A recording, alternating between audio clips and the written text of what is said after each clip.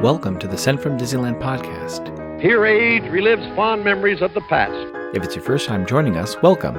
On this episode, we'll take a journey into the past and explore Disneyland and Disneyland history with mementos, snapshots, and postcards sent from Disneyland from 1955 to the present. Today I'm starting off by thanking my patrons from patreon.com. You can join and receive mail from my desk or from my Disneyland trips.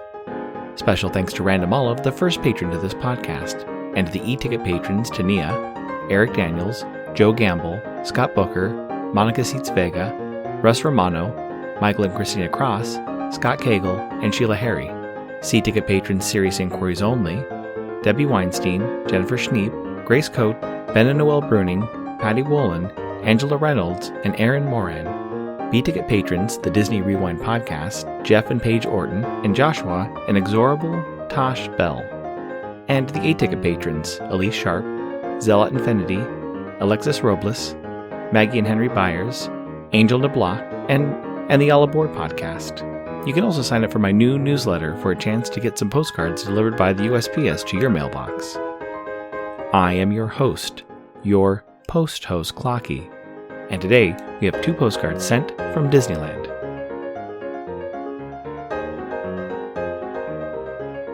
The front of our first postcard has Goofy standing in front of Sleeping Beauty Castle, leaning against a lamppost. On the top of the postcard it reads Goofy, and on the bottom, About Disneyland. On the back it reads Goofy in Disneyland.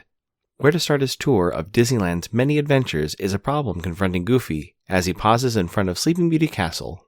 It's postmarked August 2nd, 1969, with an Anaheim cancel and a 5-cent blue George Washington postage stamp, Scott number 1283. I assume they visit the park on Friday, August 1st, 1969, when park hours were from 8 a.m. to 1 a.m. The weather was a high of 88 and a low of 66. It's addressed to a transcription unit, Highland General Hospital of Oakland, California. It reads, 8/2/69. Hi everybody. Was the airplane ride exciting? But the weather here is something else. It is hot, smoggy, and humid. Our accommodations are beautiful. Disneyland is fantastic. We're having a great time. Don't want to leave. See you soon. Love, Tom and Mary. As I discussed last week, Tomorrowland had some major changes starting in 1967 through 1968. Many attractions like the Bathroom of the Future and the 20,000 Leagues Under the Sea exhibit were removed. These particular attractions made way for the Character Shop in Tomorrowland. Completed in summer of 1967, the Character Shop was the second largest shop in Disneyland, the largest being the Emporium on Main Street. The shop's entrance was just past the Adventures Through Inner Space entrance and the large Mary Blair mural. There were some window displays, and above the entrance a large futuristic sign reading The Character Shop with geometric designs similar to the designs on the 2 large walls on either side of the entrance of Tomorrowland, which are still at the park today, although they have gone through a few color changes over the years. The interior was built to look modern, with some abstract shapes and cutouts hanging from the ceiling, and brightly lit shelves with merchandise. The shop sold standard merchandise, clothes, hats, sunglasses, toys, postcards, and even had a stamp vending machine for United States postage. The Disneyland Guidebook Maps lists the Character Shop with the description, a wide selection of Disneyland souvenirs and other Disney merchandise. Film also available. One of the neat features of the store was that the People Mover would pass by, allowing guests to window shop from above. The store was remodeled over the years and was given a new name, Star Trader, in September of 1986, just before Star Tours opened in early 1987. Do you know what's great to put on a special greeting card? Vintage stamps from Enfield Post. Be sure to check out the special Sunday sales at EP Sunday Sale on Instagram. It's a great way to add a little bit of flair to a birthday card, holiday card, or a postcard. That's EP Sunday Sale on Instagram, or you can head over to EnfieldPost.com and explore all the different vintage stamps you can use on your next card or letter. That's ENFIELDPOST on Instagram and EnfieldPost.com for your wedding and vintage postage needs. Enfield Post is the official postage stamp sponsor of the Sent from Disneyland podcast. The front of our next postcard has a Chicken of the Sea pirate ship. You can see Skull Rock and the waterfalls on the right-hand side of the postcard, and a cast member standing on the deck of the Chicken of the Sea pirate ship.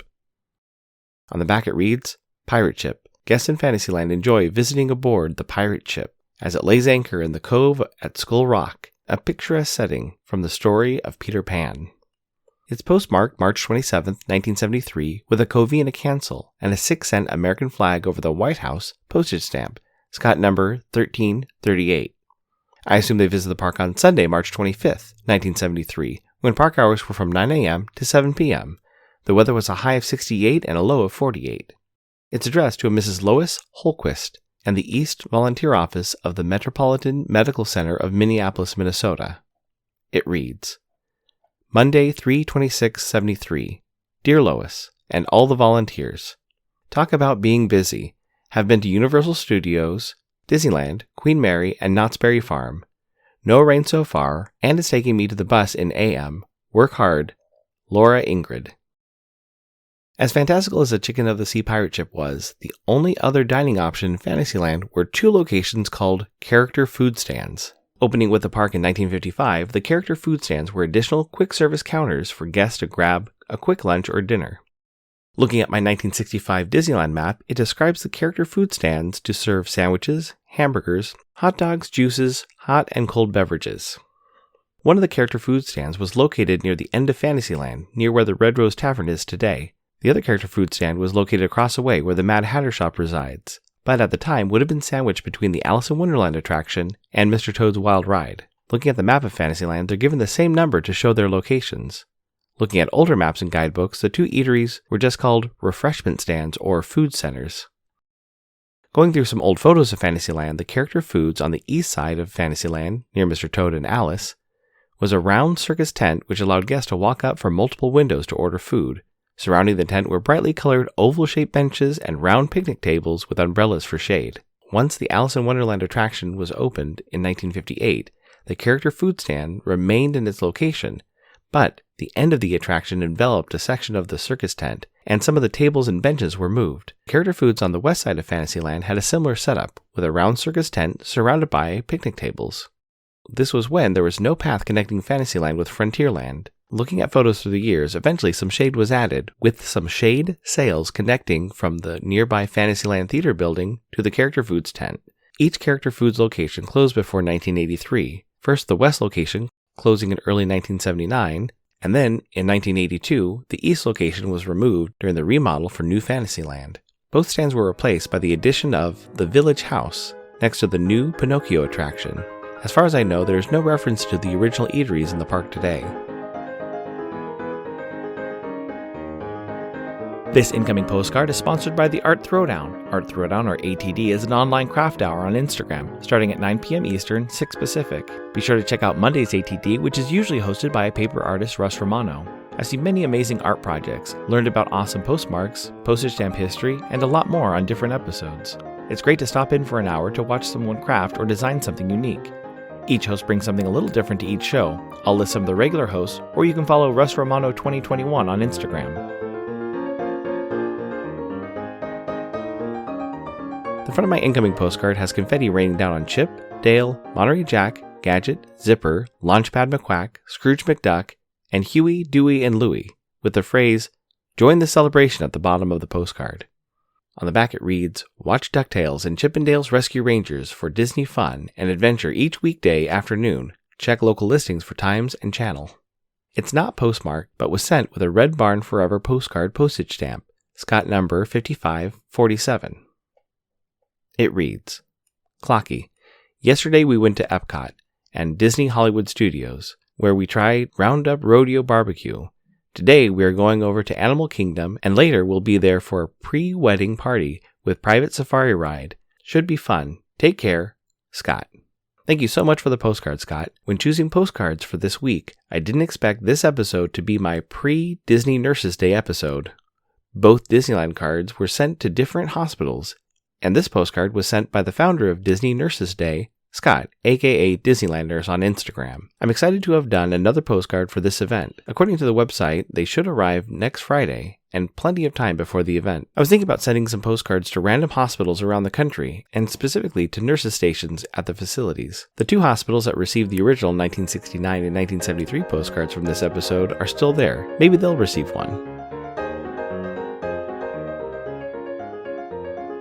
Thanks for listening to Sent from Disneyland. If you enjoyed this podcast, please subscribe and tell your friends. It would be awesome to share your favorite episode. There are over 100 episodes to choose from. It would also help to leave a 5-star rating and comment at whatever podcast platform you use. If you'd like to support the show financially, please check out our Patreon page at patreon.com/SentFromDisneyland. You can find me on Instagram and Facebook at SentFromDisneyland or on Twitter at SentFromDisney. For questions and comments, send me a postcard addressed to Sent from Disneyland, P.O. Box 44, Hood, California, 95639. This podcast is not affiliated with Disney, the United States Postal Service, or any post office or Disney properties. Opinions expressed on this podcast belong to its host and guests of the Sent from Disneyland podcast.